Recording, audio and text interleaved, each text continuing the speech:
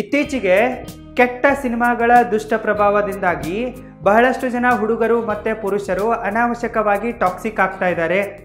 ಇವರು ಈ ಟಾಕ್ಸಿಸಿಟಿಯನ್ನೇ ಮ್ಯಾನ್ಲಿನೆಸ್ ಅಂತ ಅನ್ಕೊತಾ ಇದ್ದಾರೆ. ಆದರೆ ರಿಯಾಲಿಟಿಯಲ್ಲಿ ಟಾಕ್ಸಿಸಿಟಿ ಮ್ಯಾನ್ಲಿನೆಸ್ ಅಲ್ಲ, ಇದೊಂದು ದಾರಿದ್ರ್ಯವಾಗಿದೆ, ಹುಚ್ಚುತನವಾಗಿದೆ ಅಷ್ಟೇ. ಈ ಟಾಕ್ಸಿಕ್ ಆಗಿರುವ ಗಂಡಸರು ಬರೀ ನಮ್ಮ ಸಮಾಜಕ್ಕಷ್ಟೇ ಅಲ್ಲ, ಸ್ವತಃ ಇವರು ತಮಗೂ ಕೂಡ ಹಾನಿಕಾರಕರಾಗಿದ್ದಾರೆ ಮತ್ತು ತಮ್ಮ ಫ್ಯಾಮಿಲಿಗೂ ಕೂಡ ಡೇಂಜರಸ್ ಆಗಿದ್ದಾರೆ. ಟಾಕ್ಸಿಕ್ ಪುರುಷರ 10 ಲಕ್ಷಣಗಳು ಇಂತಿವೆ. Sign number 1, suppressing emotions except anger. ಈ ಟಾಕ್ಸಿಕ್ ಆಗಿರುವ ಪುರುಷರಿಗೆ ಇಮೋಷ್ನಲ್ ಇಂಟೆಲಿಜೆನ್ಸ್ ಅನ್ನೋದು ಸ್ವಲ್ಪವೂ ಕೂಡ ಇರಲ್ಲ. ಅದಕ್ಕಾಗಿ ಇವರು ತಮ್ಮ ಎಲ್ಲ ಭಾವನೆಗಳನ್ನು ಸಪ್ರೆಸ್ ಮಾಡ್ತಾರೆ, ಅವುಗಳನ್ನು ಹೈಡ್ ಮಾಡೋಕ್ಕೆ ಪ್ರಯತ್ನ ಪಡ್ತಾರೆ. ಇವರಿಗೆ ಖುಷಿಯನ್ನು ವ್ಯಕ್ತಪಡಿಸೋಕ್ಕೆ ಬರಲ್ಲ, ದುಃಖವನ್ನು ವ್ಯಕ್ತಪಡಿಸೋಕ್ಕೆ ಬರಲ್ಲ, ಅಳಕ್ಕೂ ಕೂಡ ಬರಲ್ಲ. ಇವರ ಪ್ರಕಾರ ಗಂಡಸರು ಅಳಲೇಬಾರ್ದು ಅಂತ ಅವರ ಅಭಿಪ್ರಾಯ ಆಗಿರುತ್ತೆ. ಗಂಡಸರಂದರೆ ಅಳಬಾರ್ದು, ಬರೀ ಹೆಣ್ಮಕ್ಕಳಷ್ಟೇ ಅಳ್ತಾರೆ ಅನ್ನೋದು ಇವರ ಅಭಿಪ್ರಾಯ ಆಗಿರುತ್ತೆ. ಮತ್ತು ಇವರಿಗೆ ತಮ್ಮ ಪ್ರೀತಿಯನ್ನು ಕೂಡ ವ್ಯಕ್ತಪಡಿಸೋಕೆ ಬರಲ್ಲ. ಸೊ ಇವರು ಎಲ್ಲ ತರಹದ ಭಾವನೆಗಳನ್ನು ಸಪ್ರೆಸ್ ಮಾಡ್ತಾರೆ. ಎಮೋಷ್ನಲಿ ಇವರು ತುಂಬಾ ಡಲ್ ಆಗಿರ್ತಾರೆ, ಎಮೋಷ್ನಲಿ ಡೆಡ್ ಆಗಿರ್ತಾರೆ. ಇವರಲ್ಲಿ ಫೀಲಿಂಗ್ಸ್ಗಳಿಗೆ ಜಾಗ ಇರಲ್ಲ. ಇವರಿಗೆ ತಮ್ಮ ಭಾವನೆಗಳನ್ನು ಹೇಗೆ ವ್ಯಕ್ತಪಡಿಸಬೇಕು, ಹೇಗೆ ಮ್ಯಾನೇಜ್ ಮಾಡಬೇಕು ಅನ್ನೋದು ಕೂಡ ಗೊತ್ತಿರಲ್ಲ. ಇವರಿಗೆ ಒಂದೇ ಒಂದು ಭಾವನೆಯನ್ನು ಎಕ್ಸ್ಪ್ರೆಸ್ ಮಾಡೋಕ್ಕೆ ಬರುತ್ತೆ. ಅದು ಯಾವುದಪ್ಪ ಅಂತಂದರೆ ಕೋಪ. ಕೋಪವನ್ನು ಬಿಟ್ಟರೆ ಇವರಿಗೆ ಬೇರೆ ಯಾವ ಭಾವನೆಯನ್ನು ಕೂಡ ಎಕ್ಸ್ಪ್ರೆಸ್ ಮಾಡೋಕ್ಕೆ ಬರಲ್ಲ. ಎನಿ ಟೈಮ್ ಇವರು ಸಿಟ್ಟಿನಲ್ಲಿರ್ತಾರೆ. ಕೋಪವನ್ನೇ ತಮ್ಮ ಒಂದು ಆಭೂಷಣ ಅನ್ನೋ ಥರ ಇವರು ಬಿಲ್ಡಪ್ ಕೊಡ್ತಾ ತಿರುಗ್ತಾ ಇರ್ತಾರೆ. ಸೊ ಕೋಪ ಮಾಡ್ಕೊಳ್ಳೋದು ಇವರ ಒಂದು ಸ್ವಭಾವ ಆಗಿರುತ್ತೆ. ನೀವೇನಾದರೂ ಇವರಿಗೆ ಹಾರ್ನ್ ಹೊಡೆದ್ರೆ ಇವರು ನಿಮಗೆ ಸೈಡ್ ಕೊಡಲ್ಲ. ಇವರು ನಿಮಗೆ ನಿಂತ್ಕೊಂಡು ಹಿಂಗೆ ಲುಕ್ ಕೊಡ್ತಾರೆ. ನಿಮ್ಮನ್ನು ತಿನ್ನೋ ಥರ, ಏನು ಇವ್ರ ಕಣ್ಣಿಂದ ಲೇಸರ್ ಬರುತ್ತೆ, ಸುಟ್ಟು ಬಿಡೋ ಥರ ನೋಡ್ತಾರೆ. ಅಂದರೆ ಅಷ್ಟೊಂದು ಕೋಪಿಸ್ಟರಿ ಇವರಾಗಿರ್ತಾರೆ. ಇವರಿಗೆ ಕೋಪ ಬಿಟ್ಟರೆ ಬೇರೆ ಯಾವುದೇ ಭಾವನೆಗಳನ್ನು ವ್ಯಕ್ತಪಡಿಸೋಕ್ಕೆ ಬರಲ್ಲ. ಅದಕ್ಕಾಗಿ ಇವರು ಸ್ವತಃ ತಾವು ಕೂಡ ಅನ್ಹ್ಯಾಪಿಯಾಗಿರ್ತಾರೆ ಮತ್ತು ತಮ್ಮ ಸುತ್ತಮುತ್ತಲಿರುವವರನ್ನು ಕೂಡ ಅನಾವಶ್ಯಕವಾಗಿ ಅನ್ಹ್ಯಾಪಿ ಮಾಡ್ತಾರೆ. Sign number 2, believing aggression and violence as heroism. ಈ ಟಾಕ್ಸಿಕ್ ಆಗಿರೋ ಪುರುಷರು ಅಗ್ರೆಷನನ್ನೇ ಹೀರೋಯಿಸಮ್ ಅಂತ ತಿಳ್ಕೊಂಡ್ಬಿಟ್ಟಿರ್ತಾರೆ. ನಾನು ಕೋಪ ಮಾಡಿಕೊಂಡ್ರೆ, ಎಲ್ಲರ ಮೇಲೂ ಕೂಡ ಕೂಗಾಡಿದರೆ, ರೇಗಾಡಿದರೆ ಇದೇ ಹೀರೋಯಿಸಮ್ಮು. ಈ ರೀತಿ ಮಾಡಿದ್ರೇ ನಾನು ಒಬ್ಬ ರಿಯಲ್ ಪುರುಷ, ನಾನು ಗ್ರೇಟ್ ಅನ್ನೋ ಫೀಲಿಂಗಲ್ಲಿ ಇವರು ಇರ್ತಾರೆ. ಮತ್ತು ಈ ಟಾಕ್ಸಿಕ್ ವ್ಯಕ್ತಿಗಳು ವೈಲೆನ್ಸನ್ನು ಜಸ್ಟಿಫೈ ಮಾಡ್ತಾರೆ. ಬೇರೆಯವರ ಮೇಲೆ ಅನ್ಯಾಯವನ್ನು ಮಾಡೋದು, ಅತ್ಯಾಚಾರವನ್ನು ಮಾಡೋದು, ಹೊಡಿ ಮಾಡೋದು, ಬೀದಿಯಲ್ಲಿ ನಿಂತ್ಕೊಂಡು ಜಗಳ ಆಡೋದು, ರೌಡಿಸಮ್ ಮಾಡೋದು, ಇದನ್ನೆಲ್ಲವನ್ನು ಇವರು ಹೀರೋಯಿಸಮ್ ಅಂತ ಅಂದ್ಕೊಂಡ್ಬಿಟ್ಟಿರ್ತಾರೆ. Rowdyism is not equal to heroism. ಇದನ್ನು ಇವರಿಗೆ ಅರ್ಥ ಮಾಡಿಸೋಕೆ ಯಾರಿಂದಲೂ ಕೂಡ ಸಾಧ್ಯವಿಲ್ಲ. ಸೊ ಟಾಕ್ಸಿಕ್ ಆಗಿರುವವರಿಗೆ ಇದೇ ಫೇವ್ರೇಟ್ ಆಗಿರುತ್ತೆ, ಅಗ್ರೆಷನನ್ನು ತೋರಿಸೋದು ಮತ್ತು ರೌಡಿಸಮನ್ನು ಮಾಡೋದು. ಮತ್ತು ಇವರಿಗೆ ಓಪನ್ ಹೆಲ್ದಿ ಕಮ್ಯುನಿಕೇಷನ್ ಮಾಡೋಕ್ಕೆ ಬರಲ್ಲ. ಇವರಿಗೆ ವಿಚಾರಗಳ ಯುದ್ಧವನ್ನು ವಿಚಾರಗಳಿಂದ ಹೋರಾಟ ಮಾಡಿ ಗೆಲ್ಲಕ್ಕೆ ಬರಲ್ಲ. ಈಗ ನಾನೊಂದು ಏನಾದರೂ ಒಂದು ವಿಚಾರ ಹೇಳಿದ್ದೀನಿ ಅಂತ ಅಂದ್ಕೊಳ್ಳಿ, ಅವರು ಅದಕ್ಕೆ ಕೌಂಟರ್ ವಿಚಾರವನ್ನು ಕೊಡಬೇಕು. ನಾನೊಂದು ಎಕ್ಸಾಂಪಲ್ ಈ ಥರ ಕೊಟ್ಟಿದ್ದೀನಿ ಅಂತಂದರೆ ಅವರು ಮತ್ತೊಂದು ಇದಕ್ಕೆ ಕೌಂಟರ್ ಆಗಿರುವ ಎಕ್ಸಾಂಪಲನ್ನು ಕೊಡಬೇಕು. ಆದರೆ ಇವರು ಬೌದ್ಧಿಕವಾಗಿ ದಿವಾಳಿಯಾಗಿರ್ತಾರೆ. ಇವರ ತಲೆಯಲ್ಲಿ ಏನೂ ಇರಲ್ಲ. ಅಗ್ರೆಷನು ಮತ್ತು ವೈಲೆನ್ಸ್ ಬಿಟ್ಟರೆ ಇವ್ರಿಗೆ ಬೇರೆ ಏನೂ ಬರ್ತಿರಲ್ಲ. ಅದಕ್ಕಾಗಿ ಇವರು ವಿಚಾರಗಳ ವಿರುದ್ಧವಾಗಿ ವಿಚಾರಗಳನ್ನು ವ್ಯಕ್ತಪಡಿಸಲ್ಲ. ಯಾರು ವಿಚಾರವನ್ನು ವ್ಯಕ್ತಪಡಿಸ್ತಾ ಇರ್ತಾರೋ ಅವರ ಮೇಲೆ ಹಲ್ಲೆ ಮಾಡೋದು, ಅವರ ಮರ್ಡರ್ ಮಾಡೋದು, ಅವರ ರೇಪ್ ಮಾಡಿಸೋದು, ಇಂಥ ಎಲ್ಲ ಹಲ್ಕ ಕೆಲಸಗಳನ್ನ ಮಾಡ್ತಾ ಇರ್ತಾರೆ. ಮತ್ತು ಇವರು ನೇಲ್ ಕಟರ್ನಿಂದ ಆಗುವ ಕೆಲಸಗಳಿಗೆ ಕೊಡ್ಲಿಯನ್ನು ಉಪಯೋಗಿಸುವ ಮೂರ್ಖತನವನ್ನು ಎಲ್ಲ ಕೆಲಸಗಳಲ್ಲಿ ಮಾಡ್ತಾ ಇರ್ತಾರೆ. ಸೊ ಹೀಗಾಗಿ ಟಾಕ್ಸಿಕ್ ಆಗಿರುವ ಪುರುಷರು ಡೇಂಜರಸ್ ಆಗಿರ್ತಾರೆ. Sign number 3, over dominance and control. ಈ ಟಾಕ್ಸಿಕ್ ಆಗಿರುವ ಪುರುಷರು ಎಲ್ಲ ಕಡೆಗೆ ಓವರ್ ಡಾಮಿನೆನ್ಸನ್ನು ಮತ್ತು ಓವರ್ ಕಂಟ್ರೋಲನ್ನು ತೋರಿಸ್ತಾರೆ. ಅನಾವಶ್ಯಕವಾಗಿ ಬೇರೆಯವರ ಪರ್ಸ್ನಲ್ ಲೈಫಲ್ಲಿ ಮೂಗು ತೋರಿಸೋಕೆ ಹೋಗ್ತಾರೆ. ಎಲ್ಲ ಕಡೆ ನಂದೇ ನಡಿಬೇಕು, ನಂದೇ ಡಾಮಿನೆನ್ಸ್ ಇರಬೇಕು, ಎಲ್ಲರೂ ನಾನು ಹೇಳ್ದಂಗೆ ಕೇಳಬೇಕು ಅನ್ನೋದು ಇವರ ವಾದ ಆಗಿರುತ್ತೆ. ಇವರೇನಾದರೂ ಎಲ್ಲಾದರೂ ಆಫೀಸರ್ ಆಗಿದ್ದರೆ, ಮ್ಯಾನೇಜರ್ ಆಗಿದ್ದರೆ ಇವರು ತಮ್ಮ ಎಂಪ್ಲಾಯಿಗಳ ಮೇಲೆ, ಟೀಮ್ ಮೆಂಬರ್ಗಳ ಮೇಲೆ ಡಾಮಿನೆನ್ಸನ್ನು ತೋರಿಸ್ತಾರೆ, ದಬ್ಬಾಳಿಕೆಯನ್ನು ಮಾಡ್ತಾರೆ, ಅವರೊಂದಿಗೆ ಮಿಸ್ಬಿಹೇವ್ ಮಾಡ್ತಾರೆ, ಕ್ರೂರವಾಗಿ ವರ್ತಿಸ್ತಾರೆ, ಅವರನ್ನು ಎಕ್ಸ್ಪ್ಲಾಯ್ಟ್ ಮಾಡ್ತಾರೆ, ಗಂಡ್ಮಕ್ಕಳನ್ನು, ಹೆಣ್ಮಕ್ಕಳನ್ನು, ಎಲ್ಲರನ್ನ ಕೂಡ. ಮತ್ತು ಇವರೇನಾದರೂ ತಮ್ಮ ಮನೆಯಲ್ಲಿದ್ದರೆ ತಮ್ಮ ಫ್ಯಾಮಿಲಿ ಮೆಂಬರ್ಗಳನ್ನು ಅನಾವಶ್ಯಕವಾಗಿ ಕಂಟ್ರೋಲ್ ಮಾಡೋಕ್ಕೆ ಟ್ರೈ ಮಾಡ್ತಾರೆ ಮತ್ತು ಅವರ ವೈಯಕ್ತಿಕ ಸ್ವಾತಂತ್ರ್ಯವನ್ನು ಸರ್ವನಾಶ ಮಾಡಿಬಿಡ್ತಾರೆ. ಇನ್ನೇನಾದರೂ ಇವರಿಗೆ ಮದುವೆ ಆಗಿಬಿಟ್ರೆ ಮುಗೀತು, ಇವರು ತಮ್ಮ ಹೆಂಡತಿಯನ್ನು ಕೂಡ ಇದೇ ರೀತಿ ಪೀಡಿಸ್ತಾರೆ, ಕಾಡಿಸ್ತಾರೆ. ಅವಳ ಮೇಲೆ ದಬ್ಬಾಳಿಕೆಯನ್ನು ಮಾಡ್ತಾರೆ, ಅವಳನ್ನು ಕಂಟ್ರೋಲ್ ಮಾಡ್ತಾರೆ. ನೀನು ಹೆಂಡತಿ, ನೀನು ಇದೇ ಥರ ಇರಬೇಕು, ನಾನು ಹೇಳ್ದಂಗೆ ಕೇಳಬೇಕು ಅಂತ ಹೇಳಿಬಿಟ್ಟು ಅವಳ ಎಲ್ಲ ತರಹದ ಸ್ವಾತಂತ್ರ್ಯಗಳನ್ನು ಕಸಿದುಕೊಳ್ತಾರೆ.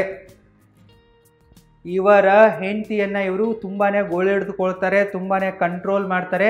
ಇವಳು ಉಸಿರನ್ನು ತಗೋಬೇಕಂದ್ರೂ ಕೂಡ ಇವರ ಪರ್ಮಿಷನನ್ನು ತಗೋಬೇಕು ಅನ್ನೋ ಥರ ಇವರು ವರ್ತನೆ ಮಾಡ್ತಾರೆ ಮತ್ತು ಎನಿ ಟೈಮ್ ಡೌಟನ್ನು ಪಡ್ತಾರೆ.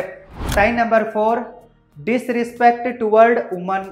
ಈ ಟಾಕ್ಸಿಕ್ ಆಗಿರುವ ಗಂಡಸರು ಹೆಣ್ಮಕ್ಕಳ ಬಗ್ಗೆ ಕೇವಲವಾಗಿ ಮಾತಾಡ್ತಾರೆ, ಅವರ ಬಗ್ಗೆ ಕೆಟ್ಟದಾಗಿ ಮಾತಾಡ್ತಾರೆ ಮತ್ತು ಅವರೊಂದಿಗೆ ದುಷ್ಟತನದಿಂದ ವರ್ತನೆ ಮಾಡ್ತಾರೆ.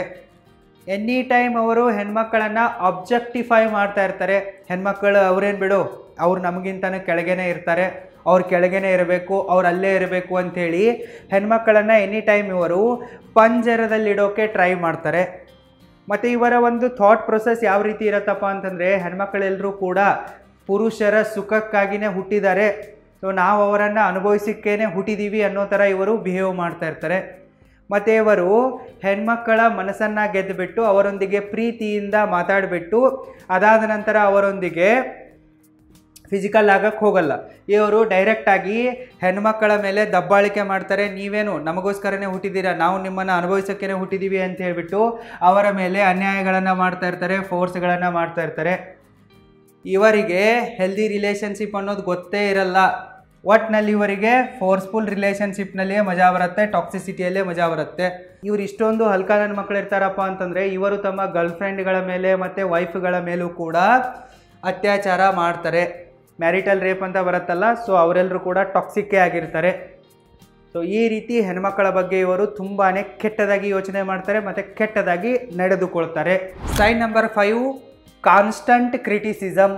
ಈ ಟಾಕ್ಸಿಕ್ ಆಗಿರುವ ಗಂಡಸರು ತುಂಬಾ ದುರ್ಬಲರಾಗಿರ್ತಾರೆ, ಎಲ್ಲ ರೀತಿಯಿಂದಲೂ ಕೂಡ ದುರ್ಬಲರಾಗಿರ್ತಾರೆ. ಇವರು ಆರ್ಥಿಕವಾಗಿಯೂ ಕೂಡ ದುರ್ಬಲರಾಗಿರ್ತಾರೆ, ಮಾನಸಿಕವಾಗಿಯೂ ಕೂಡ ದುರ್ಬಲವಾಗಿರ್ತಾರೆ ಮತ್ತು ಸಾಮಾಜಿಕವಾಗಿಯೂ ಕೂಡ ದುರ್ಬಲರಾಗಿರ್ತಾರೆ. ಇವರು ದುರ್ಬಲರಾಗಿರ್ತಾರೆ, ಆದರೂ ಕೂಡ ನಾನು ಗ್ರೇಟ್ ಅಂಥೇಳಿ ತೋರಿಸಿಕೊಳ್ಳೋದಕ್ಕಾಗಿ ಬೇರೆಯವರನ್ನು ಕಂಟಿನ್ಯೂಸ್ ಆಗಿ ಕ್ರಿಟಿಸೈಸ್ ಮಾಡ್ತಾ ಇರ್ತಾರೆ. ಮತ್ತು ಇವರಿಗೆ ಯಾರಾದರೂ ಬಂದುಬಿಟ್ಟು ನನ್ನನ್ನು ಕ್ರಿಟಿಸೈಸ್ ಮಾಡಿದರೆ ಹೇಗೆ ಅನ್ನೋ ಒಂದು ಭಯ ಎನಿ ಟೈಮ್ ಕಾಡ್ತಾ ಇರುತ್ತೆ. ಅದಕ್ಕಾಗಿ ಇವರು ಕೋಪದಲ್ಲಿರ್ತಾರೆ, ಮುಖವನ್ನು ಎನಿ ಟೈಮ್ ಗಂಟಾಕಿಕೊಂಡೇ ತಿರುಗ್ತಾ ಇರ್ತಾರೆ. ಇವರು ವೀಕ್ ಆಗಿರ್ತಾರೆ, ಬೇರೆಯವರನ್ನು ಕ್ರಿಟಿಸೈಸ್ ಮಾಡಿಬಿಟ್ಟು ನಾನು ಗ್ರೇಟ್ ಇದ್ದೀನಿ, ನಾನು ಸ್ಟ್ರಾಂಗ್ ಇದ್ದೀನಿ, ಮತ್ತು ಇವ್ರಿಗಿಂತಲೂ ಯಾರು ಸ್ವಲ್ಪ ಕಡಿಮೆ ಶಕ್ತಿಶಾಲಿಗಳಾಗಿರ್ತಾರೋ ಅವರ ಮೇಲೆ ಹಲ್ಲೆ ಮಾಡಿಬಿಟ್ಟು ಅವರನ್ನು ಬೈದ್ಬಿಟ್ಟು ನಾನು ತುಂಬಾ ಪವರ್ಫುಲ್ಲು ಅನ್ನೋ ಥರ ಬಿಲ್ಡಪ್ ಕೊಡ್ತಾ ತಿರುಗ್ತಾ ಇರ್ತಾರೆ. Sign number 6, refusal to accept responsibility. ಈ ಟಾಕ್ಸಿಕ್ ಆಗಿರುವ ಗಂಡಸರು ಯಾವುದರಲ್ಲೂ ಕೂಡ ತಮ್ಮ ರೆಸ್ಪಾನ್ಸಿಬಿಲಿಟಿಯನ್ನು ತೆಗೆದುಕೊಳ್ಳಲ್ಲ. ಎಲ್ಲ ರೆಸ್ಪಾನ್ಸಿಬಿಲಿಟಿಗಳಿಂದ ಇವರು ಹೇಡಿಗಳಂತೆ ಓಡೋಗ್ಬಿಡ್ತಾರೆ. ಇವರು ತಮ್ಮ ಮನೆಯಲ್ಲಿ ಓರ್ವ ಒಳ್ಳೆ ಮಗ ಕೂಡ ಆಗಲ್ಲ, ಮುಂದೆ ಓರ್ವ ಹೆಣ್ಮಕ್ಕಳಿಗೆ ಇವರು ಒಳ್ಳೆ ಗಂಡ ಕೂಡ ಆಗಲ್ಲ, ಮುಂದೆ ಇವರ ಮಕ್ಕಳಿಗೆ ಒಳ್ಳೆ ತಂದೆ ಕೂಡ ಆಗಲ್ಲ. ಟೋಟಲಿ ವೇಸ್ಟ್ ಬಾಡಿ ನನ್ನ ಮಕ್ಕಳಿರ್ತಾರೆ. ಇವರು ತಮ್ಮ ಜವಾಬ್ದಾರಿಗಳನ್ನು ಹೊತ್ತುಕೊಳ್ಳಲ್ಲ, ತಮ್ಮಿಂದ ಏನಾದರೂ ತಪ್ಪಾದರೆ ಆ ತಪ್ಪುಗಳನ್ನು ಒಪ್ಪಿಕೊಳ್ಳಲ್ಲ, ತಿದ್ದುಕೊಳ್ಳಲ್ಲ, ಅದಕ್ಕೆ ಕ್ಷಮೆಯನ್ನು ಕೇಳಲ್ಲ. ಇದರ ಬದಲಿಗೆ ಅವರು ಕೋಪವನ್ನು ತೋರಿಸ್ತಾರೆ, ನಿಮ್ಮನ್ನೇ ಮತ್ತೆ ಬ್ಲೇಮ್ ಮಾಡ್ತಾರೆ, ನಿಮ್ಮ ಮೇಲೆಯೇ ದಬ್ಬಾಳಿಕೆಯನ್ನು ಮಾಡ್ತಾರೆ, ಹೊಡಿಬಡಿ ಮಾಡ್ತಾರೆ, ಎಲ್ಲದಕ್ಕೂ ಕೂಡ ಆರ್ಗ್ಯುಮೆಂಟನ್ನು ಮಾಡ್ತಾರೆ. ಇವರ ಪ್ರಕಾರ ಕ್ಷಮೆ ಕೇಳೋದು ಒಂದು ದೌರ್ಬಲ್ಯವಾಗಿದೆ ಅನ್ನೋ ಥರ ಇವರು ಬಿಹೇವ್ ಮಾಡ್ತಾ ಇರ್ತಾರೆ. ಶಕ್ತಿಶಾಲಿ ಪುರುಷರು, ಶಕ್ತಿಶಾಲಿ ಮಹಿಳೆಯರು ಮಾತ್ರ ಪ್ರಾಮಾಣಿಕವಾಗಿ ಕ್ಷಮೆ ಕೇಳ್ತಾರೆ. ದುರ್ಬಲರಾಗಿರೋರು ಯಾವತ್ತೂ ಕೂಡ ಕ್ಷಮೆ ಕೇಳೋಕ್ಕೆ ಮುಂದಾಗಲ್ಲ, ತಮ್ಮ ತಪ್ಪುಗಳನ್ನು ಒಪ್ಪಿಕೊಳ್ಳಲ್ಲ. ಈ ಟಾಕ್ಸಿಕ್ ಆಗಿರುವ ಗಂಡಸರು ಎಲ್ಲ ತರಹದ ರೆಸ್ಪಾನ್ಸಿಬಿಲಿಟಿಗಳಿಂದ ದೂರ ಓಡಿ ಹೋಗ್ತಾರೆ. ಯಾರು ತಮ್ಮ ಟೈಮನ್ನು ದುಡ್ಡಿನಂತೆ ಖರ್ಚು ಮಾಡ್ತಾರೋ ದುಡ್ಡು ಅವರ ಹತ್ರ ನೀರಿನಂತೆ ಹರಿದು ಬರುತ್ತೆ. ಅದಕ್ಕಾಗಿ ನೀವು ನಿಮ್ಮ ಸಮಯವನ್ನು ಸರಿಯಾಗಿ ಬಳಕೆ ಮಾಡಿಕೊಳ್ಳಿ, ಸರಿಯಾಗಿ ಅದನ್ನು ಮ್ಯಾನೇಜ್ ಮಾಡಿ. ಒಂದು ವೇಳೆ ನಿಮಗೇನಾದರೂ ಟೈಮ್ ಮ್ಯಾನೇಜ್ಮೆಂಟ್ ಸ್ಕಿಲ್ಗಳನ್ನು ಕಲಿಯುವ ಆಸೆ ಇದ್ದರೆ ಈಗಲೇ ನೀವು roaringbusinesschool.comಗೆ ವಿಸಿಟ್ ಮಾಡಿ ಮತ್ತು ನನ್ನ ಆನ್ಲೈನ್ ಅಲ್ಟಿಮೇಟ್ ಟೈಮ್ ಮ್ಯಾನೇಜ್ಮೆಂಟ್ ಕೋರ್ಸಿಗೆ ಎನ್ರೋಲ್ ಆಗಿ. ಲಿಂಕ್ ಈ ವಿಡಿಯೋದ ಡಿಸ್ಕ್ರಿಪ್ಷನ್ ಬಾಕ್ಸಲ್ಲೂ ಕೂಡ ಇದೆ, ಚೆಕ್ ಮಾಡಿ. Sign number 7, trusting sexual conquest as a pride. ಈ ಟಾಕ್ಸಿಕ್ ಆಗಿರುವ ಗಂಡಸರು ನಾವು ಗಂಡಸರಾಗಿದ್ದೇವೆ, ನಾವೇನು ಬೇಕಾದರೂ ಮಾಡಿದರೂ ನಡೆಯುತ್ತೆ ಅನ್ನೋ ಒಂದು ಮನೋಧರ್ಮವನ್ನು ಹೊಂದಿರ್ತಾರೆ. ಇವರು ತಮ್ಮ ರಿಲೇಷನ್ಶಿಪ್ಗಳನ್ನೇ ಟ್ರೋಫಿ ಥರ ಸೆಲೆಬ್ರೇಟ್ ಮಾಡ್ತಾ ಇರ್ತಾರೆ. ಇವರಿಗೆ ಆಲ್ರೆಡಿ ಓರ್ವ ಗರ್ಲ್ಫ್ರೆಂಡ್ ಇದ್ದರೂ ಕೂಡ, ಲವರ್ ಇದ್ದರೂ ಕೂಡ ಇವರು ಮತ್ತೆ 4-5 ಗರ್ಲ್ಫ್ರೆಂಡ್ಗಳನ್ನು ಮಾಡ್ಕೊತಾರೆ. 4 ಜನ ಜಾಸ್ತಿ ಗರ್ಲ್ಫ್ರೆಂಡ್ಸ್ ಇದ್ದರೆ ನಾನು ದೊಡ್ಡ ಗಂಡಸು ಅನ್ನೋ ಥರ ಇವರು ಬಿಹೇವ್ ಮಾಡ್ತಾ ಇರ್ತಾರೆ. ಮತ್ತು ಯಾರಿಗೆ ಗರ್ಲ್ಫ್ರೆಂಡ್ ಇರಲ್ವೋ, ಯಾರಿಗೆ ಮದುವೆ ಆಗಿರಲ್ವೋ, ಯಾರು ಸಿಂಗಲ್ ಆಗಿರ್ತಾರೋ ಅವರನ್ನು ಇವರು ಟ್ರೋಲ್ ಮಾಡ್ತಾ ಇರ್ತಾರೆ. ನೋಡು ನಿನ್ಗೆ ಯಾವುದೇ ಹೆಣ್ಣು ಸಿಕ್ಕಿಲ್ಲ ಅಂತೇಳಿ ಈ ರೀತಿ ಅವರನ್ನು ಕಾಮಿಡಿ ಮಾಡ್ತಾ ಇರ್ತಾರೆ, ಅವರನ್ನು ಅವಹೇಳನ ಮಾಡ್ತಾ ಇರ್ತಾರೆ. ಸೊ ಇವರ ದೃಷ್ಟಿಯಲ್ಲಿ ಯಾವ ಪುರುಷನಿಗೆ ಜಾಸ್ತಿ ಜನ ಹೆಣ್ಮಕ್ಕಳ ಸಂಘ ಇರುತ್ತೋ, ಒಂಥರ ಗಂಡು ವೇಷ ಥರ ಇರ್ತಾನೋ ಅವನನ್ನೇ ಇವರು ರಿಯಲ್ ಮೆನ್ ಅಂಥೇಳಿ ಸೆಲೆಬ್ರೇಟ್ ಮಾಡ್ತಾರೆ. ಇವರು ಮದುವೆ ಆಗಿದ್ರೂ ಕೂಡ ಎಕ್ಸ್ಟ್ರಾ ಮೆರಿಟಲ್ ಅಫೇರ್ಗಳನ್ನು ಮಾಡ್ತಾರೆ. ಕೇಳಿದರೆ ನಾನು ಗಂಡಸು, ನಾನೇನು ಬೇಕಾದರೂ ಮಾಡ್ಬೋದು, ಗಂಡು ಮಕ್ಕಳಂದರೆ ಹಿಂಗೆ ಇರಬೇಕು, ಹೆಣ್ಣಿರೋದೇ ನಮ್ಮ ಸುಖಕ್ಕಾಗಿ ಅನ್ನೋದು ಇವರ ಮನಧರ್ಮ ಆಗಿರುತ್ತೆ. ಅದಕ್ಕಾಗಿ ಇವರು ಎಲ್ಲ ಎಕ್ಸ್ಟ್ರಾ ಮೆರಿಟಲ್ ರಿಲೇಷನ್ಶಿಪ್ಗಳನ್ನು, ಚೀಟಿಂಗ್ಸ್ಗಳನ್ನು ಸೆಲೆಬ್ರೇಟ್ ಮಾಡ್ತಾರೆ. ಕೇಳಿದರೆ ನಾವು ಗಂಡಸರು, ಅಸಲಿ ಗಂಡಸರು ಹಿಂಗೆ ಇರ್ತಾರೆ. 2-3 ಮದುವೆ ಆಗಿದ್ದರೆ ಏನು ತಪ್ಪಿಲ್ಲ, 4-5 ಗರ್ಲ್ಫ್ರೆಂಡ್ಗಳನ್ನು ಸುತ್ತಿಸಿದರೆ ಏನೂ ಕೂಡ ತಪ್ಪಿಲ್ಲ. ಬೇರೆಯವರನ್ನು ಪ್ರೀತಿಸೋ ಥರ ನಾಟಕ ಆಡಿಬಿಟ್ಟು ನಂಬಿಸಿ ಅವರನ್ನು ಪ್ರೆಗ್ನೆಂಟ್ ಮಾಡಿ ಅವರನ್ನು ಬೀದಿಗೆ ಬಿಸಾಕಿದ್ರು ಕೂಡ ಏನು ತಪ್ಪಿಲ್ಲ, ನಾವು ಗಂಡ್ಮಕ್ಕಳು ಹಿಂಗೆ, ಈ ಒಂದು ಮೆಂಟ್ಯಾಲಿಟಿಯಲ್ಲಿ ಇವ್ರು ಇರ್ತಾರೆ. ಸೊ ಇವರು ಎನಿ ಟೈಮ್ ಹೆಣ್ಮಕ್ಕಳ ಹಿಂದೆನೇ ಸುತ್ತಾ ಇರ್ತಾರೆ, ವುಮನೈಸರ್ ಆಗಿರ್ತಾರೆ. ಮನೆಯಲ್ಲಿ ಸುಂದರವಾದ ದೇವತೆ ಥರ ಹೆಂಡತಿ ಇದ್ದರೂ ಕೂಡ ಬೇರೆ ಯಾವುದೋ ಒಬ್ಬಳು ಚಪ್ರಿ ಹಿಂದೆ ಬಿದ್ದಿರ್ತಾರೆ. ಅಂದರೆ ಹೆಂಡತಿಗೆ ವ್ಯಾಲ್ಯೂನೇ ಇಲ್ಲ. ಹೆಂಡತಿ ಕೇಳಿದರೆ ಗಂಡಸರು ಏನು ಬೇಕಾದರೂ ಮಾಡ್ಬೋದು, ನೀನು ಹೆಂಗಸು ಸುಮ್ಮನೆ ಮನೆಯಲ್ಲಿ ಬಿದ್ದಿರು, ನಾನೇನು ಬೇಕಾದರೂ ಮಾಡಿದರೆ ನಡೆಯುತ್ತೆ ಅನ್ನೋ ಥರ ಇವರು ಬಿಹೇವ್ ಮಾಡ್ತಾರೆ. Sign number 8, rejecting feminine things. ಈ ಟಾಕ್ಸಿಕ್ ಆಗಿರುವ ಪುರುಷರು ಫೀಮೇಲ್ಗಳ ಹಿಂದೆ ನಾಯಿ ಥರ ಹೋಗ್ತಾರೆ, ಎಲ್ಲ ಫೀಮೇಲ್ಸ್ಗಳನ್ನು ಇಷ್ಟಪಡ್ತಾರೆ, ಅವರಿಗಾಗಿ ಹಂಬಲಿಸ್ತಾರೆ, ತಮ್ಮ ಸೆಲ್ಫ್ ರೆಸ್ಪೆಕ್ಟನ್ನು ಕೂಡ ಕಳ್ಕೊಂಡಿರ್ತಾರೆ. ಆದರೆ ಮೇಲ್ನೋಟಕ್ಕೆ ಇವರು ಫೆಮಿನೈನ್ ನೇಚರನ್ನು ನಾನು ಅವಾಯ್ಡ್ ಮಾಡ್ತೀನಿ, ಹೇಟ್ ಮಾಡ್ತೀನಿ, ರಿಜೆಕ್ಟ್ ಮಾಡ್ತೀನಿ ಅನ್ನೋ ಡೌಗಳನ್ನು ಮಾಡ್ತಾ ಇರ್ತಾರೆ.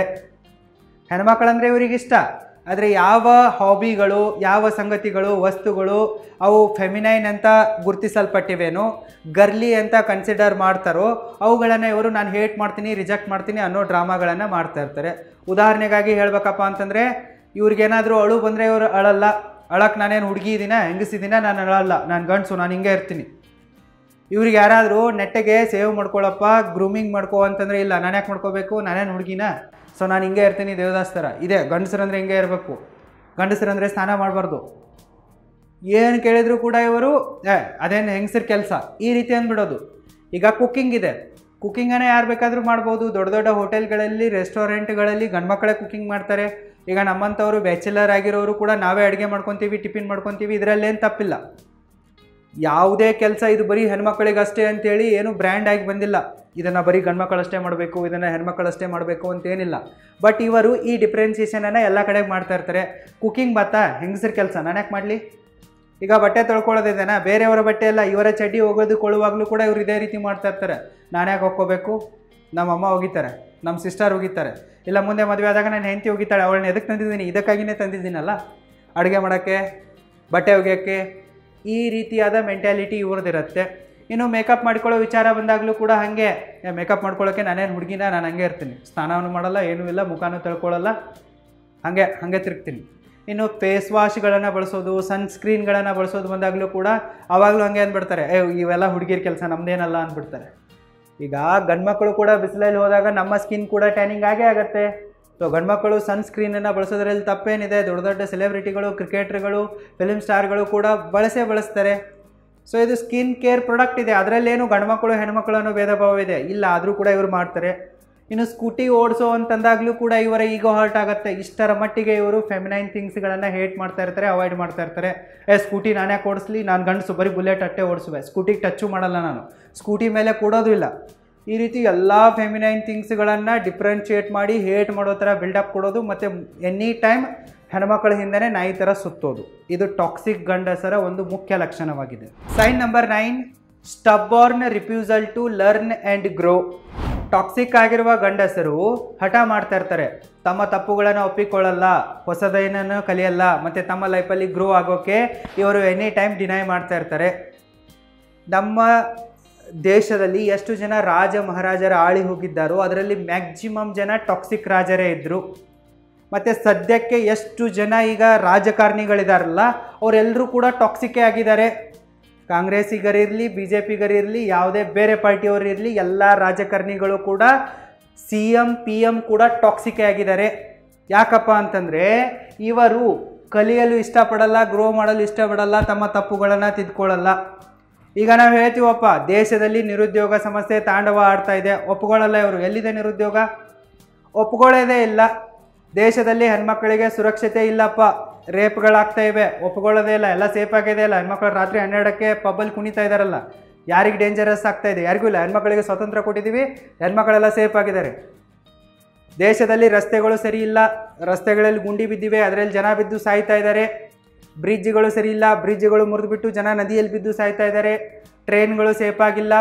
ಎಲ್ಲ ಕಡೆಗೆ ಜಾತಿ ಧರ್ಮ ಭಾಷೆ ಹೆಸರಲ್ಲಿ ಬೇರೋಜ್ಗಾರ್ ಇರುವವರು ಗುಂಡಾಗರ್ದಿಗಳನ್ನು ಮಾಡ್ತಾ ಇದ್ದಾರೆ. ಎಲ್ಲೂ ಇಲ್ಲ, ಎಲ್ಲ ಶಾಂತವಾಗಿದೆ. ನಾವೆಲ್ಲ ವಿಶ್ವಗುರುವಾಗಿದ್ದೇವೆ.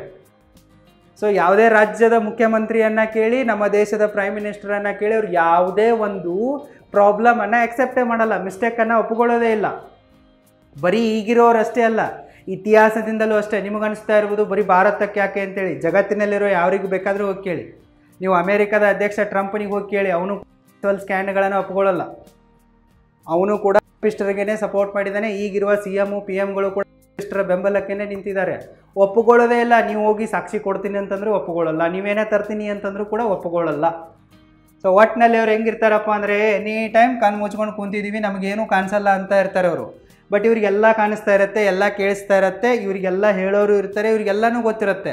ಆದರೂ ಕೂಡ ಇವರು ನನಗೇನೂ ಗೊತ್ತೇ ಇಲ್ಲ, ಎಲ್ಲವೂ ಕೂಡ ಚೆನ್ನಾಗಿದೆ, ಸಬ್ ಚಂಗಾಸಿ ಅನ್ನೋ ಥರ ಬಿಹೇವ್ ಮಾಡ್ತಾ ಇರ್ತಾರೆ. ಯುಟೋಪಿಯಾ ಅನ್ನೋದೊಂದು ಇಮ್ಯಾಜಿನರಿ ದೇಶ ಬರುತ್ತೆ, ಅಲ್ಲಿ ಎಲ್ಲವೂ ಕೂಡ ಸರಿಯಾಗಿರುತ್ತೆ. ಸೊ ಇವರ ದೃಷ್ಟಿಯಲ್ಲಿ ಇವರು ಕೂಡ ಯುಟೋಪಿಯಾದ ರಾಜರಾಗಿರ್ತಾರೆ, ಮತ್ತು ನಮ್ಮ ದೇಶವೂ ಕೂಡ ರಾಜ್ಯವೂ ಕೂಡ ಯುಟೋಪಿಯಾ ಆಗಿದೆ ಅನ್ನೋ ಒಂದು ಭ್ರಮೆಯಲ್ಲಿ ತಿರುಗ್ತಾ ಇರ್ತಾರೆ. ಇವ್ರಿಗೆ ರಿಯಾಲಿಟಿಯಲ್ಲಿ ಗೊತ್ತಿರುತ್ತೆ, ನಮ್ಮ ರಾಜ್ಯ ನಮ್ಮ ದೇಶ ಸೇಫ್ ಆಗಿಲ್ಲ, ಸಿಕ್ಕಾಪಟ್ಟೆ ಪ್ರಾಬ್ಲಮ್ಸ್ಗಳಿವೆ, ಜನ ನರಳ್ತಾ ಇದ್ದಾರೆ, ಹೆಣ್ಮಕ್ಳು ಸಾಯ್ತಾ ಇದ್ದಾರೆ ಅನ್ನೋದೆಲ್ಲ ಗೊತ್ತಿರುತ್ತೆ. ಆದರೂ ಕೂಡ ಇವರು ನಮ್ಮ ರಾಜ್ಯ ಯುಟೋಪಿಯಾ, ನಮ್ಮ ದೇಶ ಯುಟೋಪಿಯಾ, ನಾನು ಯುಟೋಪಿಯಾದ ರಾಜ ಅಂತೇಳಿ ಈ ರೀತಿ ಬಟ್ಟೆ ಕಟ್ಕೊಂಡು ಕುಂತಿರೋ ಥರ ಕುಂತ್ಕೊಂಡಿರ್ತಾರೆ.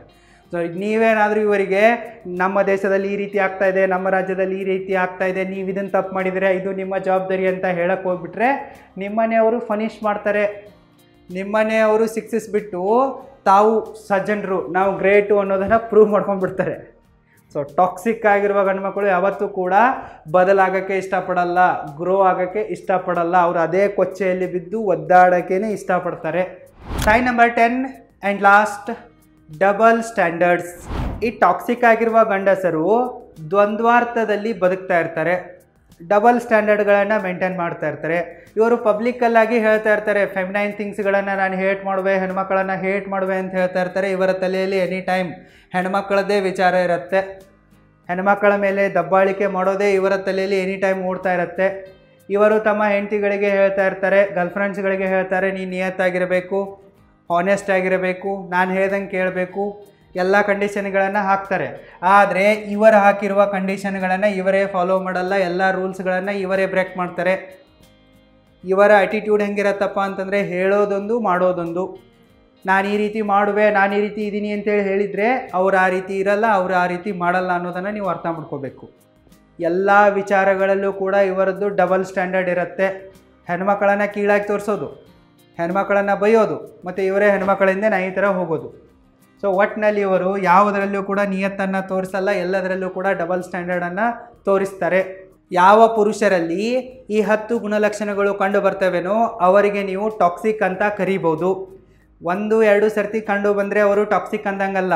ಈ ಎಲ್ಲ ಗುಣಲಕ್ಷಣಗಳು ಅವರಲ್ಲಿ ಸಿರೀಸ್ ಆಗಿ, ಪ್ಯಾಟರ್ನ್ ಆಗಿ, ಕನ್ಸಿಸ್ಟೆಂಟ್ ಆಗಿ ಕಾಣಿಸ್ಬೇಕು. ಅಂದಾಗಲೇ ನೀವು ಅವರನ್ನು ಟಾಕ್ಸಿಕ್ ಅಂತೇಳಿ ಕನ್ಸಿಡರ್ ಮಾಡಬೇಕು. ಕಳೆದ ವಿಡಿಯೋದಲ್ಲಿ ನಾನು ಟಾಕ್ಸಿಕ್ ಆಗಿರುವ ಹೆಣ್ಮಕ್ಕಳ ಬಗ್ಗೆ ಕೂಡ ಡಿಸ್ಕಸ್ ಮಾಡಿರುವೆ, ಆ ವಿಡಿಯೋವನ್ನು ಕೂಡ ನೋಡಿ. All the very best. Thank you so much.